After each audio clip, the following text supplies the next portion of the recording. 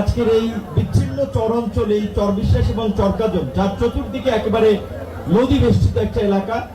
তো আমাদের যে ডিসি সাহেব, এসপি সাহেব, তারাও হয়তো এখানে কতদিন থাকবে, কিছুদিন চাকরি করার পরে তো তারা অন্য বিভিন্ন কর্মস্থলে যাবে।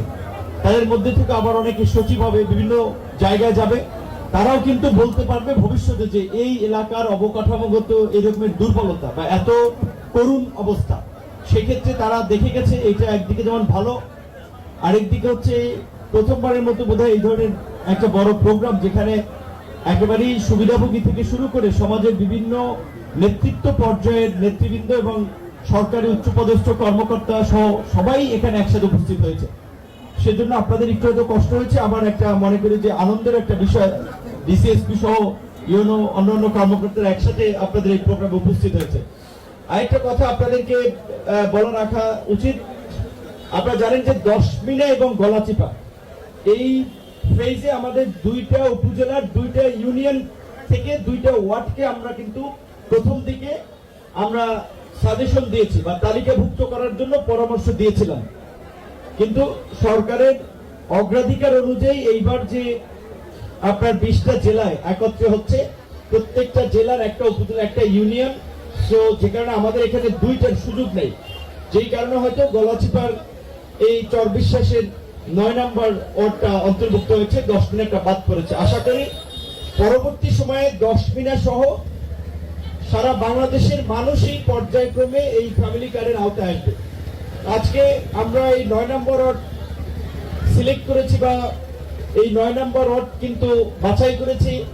যেমন আমার তো বলতে গেলে এলাকা তো পুরোটাই, তারপরেও আমার বাড়ি তো এই বাজারের পাশে 4 নম্বর ওয়ার্ডে। আমরা কিন্তু 4 নম্বর ওয়ার্ড বাছাই করি নাই, কারণ আমার নিজের ব্যক্তিগত সুবিধা অসুবিধা বা কাছের লোকের সুবিধার চেয়ে প্রকৃত যারা অসুবিধা আছে, কষ্টের মধ্যে আছে, সেই সমস্ত মানুষকে সহায়তা করা সরকারের এই ফ্যামিলি কার্ডের লক্ষ্য এবং আমাদেরও ব্যক্তিগত লক্ষ্য। যেই কারণেই কিন্তু আমরা বেছে বাংলার চরের সাথে কানেক্টেড 9 নম্বর ওয়ার্ডকে আমরা সংযুক্ত করেছি। যদিও এই ওয়ার্ডে কিন্তু নির্বাচনের সময় অনেকেই আমাদের মানে ডিস্টার্ব করেছে অতিরিক্ত মাত্রায়, এটা প্রত্যাশিত ছিল না।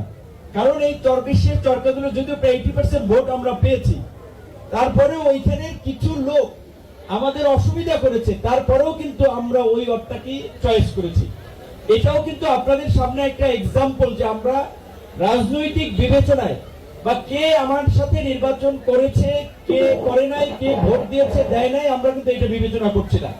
আশা করি পর্যায়ক্রমে সরকারের যে বিভিন্ন ধরনের সামাজিক সুরক্ষার প্রকল্প, ফ্যামিলি কার্ড, কৃষক কার্ড, যারা দেশের বাইরে যাচ্ছেন প্রবাসীদের প্রবাসী কার্ড সবাই পাবে, এবং বিশেষ করে সরকারের গ্রামীণ অর্থনীতিকে চাঙ্গা করার জন্য, গতিশীল করার জন্য খাল খননের যে কর্মসূচি আপনারা জানেন, আমাদের এখানে বেশ কয়েকটি খাল খননের প্রকল্প আছে। এই খাল খননের সাথে যারা জড়িত থাকবেন এবং পটুয়াখালী জেলায় বিশেষ করে এটা আমরা দেখেছি বিগত দিনে নামে মাত্র বেকু দিয়ে কোনো মতে কয়েকটু জায়গা কেটে টাকা পয়সা কিন্তু সাবার করে ফেলেছেন। এইবার কিন্তু যারা কাজ করবেন শতভাগ কাজ তাদের করতে হবে, এটা কিন্তু আমরা নিশ্চিত করব। এটা নিশ্চিত করবেন আপনারা। আমি এলাকায় তো প্রতিনিয়ত আসি না, আপনারা যারা এলাকায় থাকেন, সরকারের টাকা এলাকার রাস্তা হচ্ছে, খাল খনন হচ্ছে, কালভার্ট হচ্ছে, ব্রিজ হচ্ছে, স্কুল হচ্ছে, আপনারা সচেতন নাগরিক হিসেবে এগুলো দেখবেন যে ঠিকঠাক ভাবে মানসম্মত ওয়েতে হচ্ছে কিনা।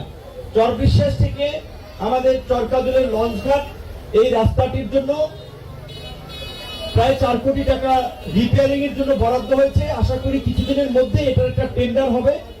আপনারা সবাই খেয়াল রাখবেন যে কাজটা সঠিকভাবে হচ্ছে কিনা, কারণ একই সাথে রাস্তা হয়েছে, দেখা যায় রাস্তার কিছু অংশ এখনো খুব ভালো আছে, আবার কিছু অংশ একেবারে ছাল বাকল উঠে গেছে।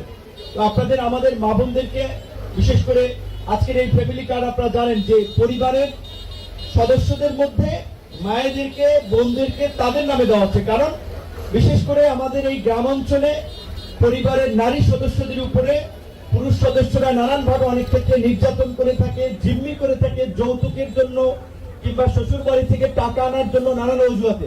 তো এই যে সরকার 2,500 টাকা করে ফ্যামিলি কার্ডের মাধ্যমে আমাদের নারীদের হাতে তুলে দিচ্ছে, 2,500 টাকা তুলে দিচ্ছে। এর মধ্যে দিয়ে আমি মনে করি আমাদের নারীদের জন্য, আমাদের মায়েদের বোনেদের জন্য কিছুটা সেফ গার্ড বা কিছুটা নিরাপত্তা কবচ, অর্থাৎ যে পরিবারের পুরুষ সদস্য সেও জানবে যে আপনার নামে প্রতি মাসে 2,500 টাকা আসতেছে। আপনারা যারা বিশেষ করে পরিশ্রমী নারী আছেন তাদের প্রতি অনুরোধ থাকবে যে আপনার পরিবারের খরচ তো পুরুষ সদস্য বহন করে। এই 2,500 টাকা দিয়ে, যেটা আমরা দেখি গ্রামাঞ্চলে কেউ মুরগি কেনে, কেউ ছাগল কেনে, কেউ কয়েক মাসে একটা জমায় একটা গরুর বাচ্চা কেনে, সেখান থেকে কিন্তু একটা পরিবারকে চাইলে কিন্তু আপনারা একটা স্বাবলম্বী করার দিকে নিয়ে যেতে পারবেন। তো এটার সৎ ব্যবহার যেন হয়, এইটা আপনাদের প্রতি আমাদের অনুরোধ থাকবে এবং ইনশাল্লাহ আপনারা দোয়া করবেন। আমরা চেষ্টা করতেছি আগামী 2 বছরের মধ্যে গলাচিপা 10 মিনার বিশেষ করে রাস্তাঘাটের যে অবকাঠামোগত উন্নয়ন, এইটা আমরা এনশিওর করতে চাই আগামী 2 বছরের মধ্যে। কারণ আপনাদের প্রত্যাশা অনেক থাকতে পারে, কিন্তু একসাথে সরকার বরাদ্দ দেয় না, বরাদ্দটা পর্যায়ক্রমে হয়, কাজে একটু ধৈর্য ধরতে হবে।